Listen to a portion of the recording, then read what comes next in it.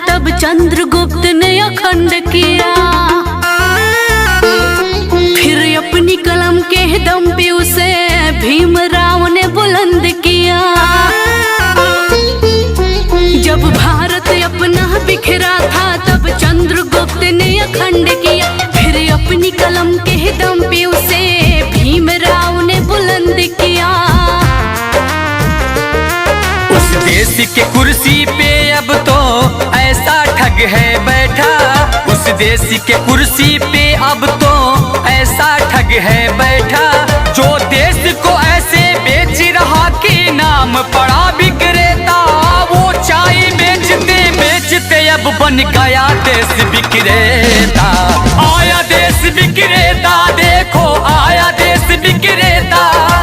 आया देश विक्रेता, देखो आया देश विक्रेता।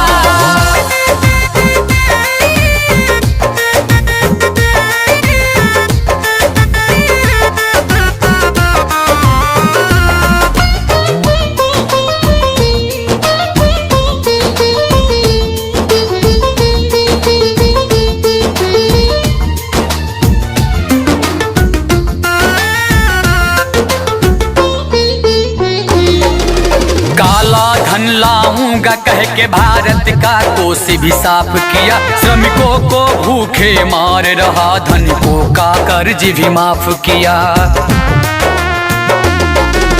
काला धन लाऊंगा कह के भारत का कोष भी साफ किया। श्रमिकों को भूखे मार रहा, धनिकों का कर्ज भी माफ किया। धनिकों का कर्ज भी माफ किया। धनिकों का कर्ज भी माफ किया। लाखों का सूट पहन के भी खुद को फकीर है कहता। जो देश को ऐसे बेच रहा कि नाम पड़ा विक्रेता, वो चाय बेचते बेचते अब बन गया देश विक्रेता। आया देश विक्रेता, देखो आया देश विक्रेता। आया देश विक्रेता, देखो आया देश विक्रेता।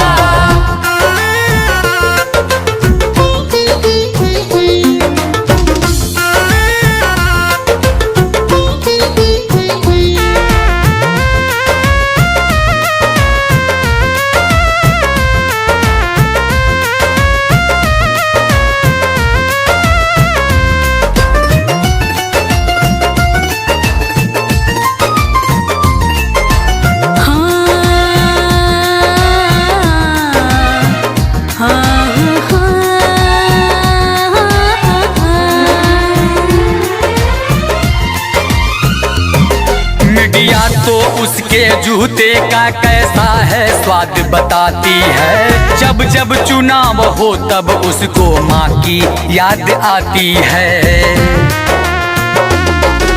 मीडिया तो उसके जूते का कैसा है स्वाद बताती है। जब जब चुनाव हो तब उसको माँ की याद आती है। माँ की याद आती है। माँ की याद आती है। किसी का संग दिल पति है तो वो किसी का मतलबी बेटा। जो देश को ऐसे बेच रहा कि नाम पड़ा विक्रेता, वो चाय बेचते बेचते अब बन गया देश विक्रेता। आया देश विक्रेता, देखो आया देश विक्रेता।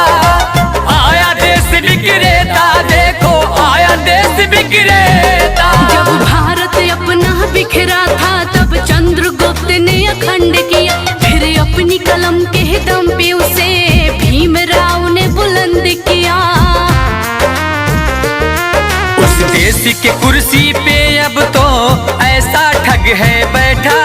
उस देश के कुर्सी पे अब तो ऐसा ठग है बैठा।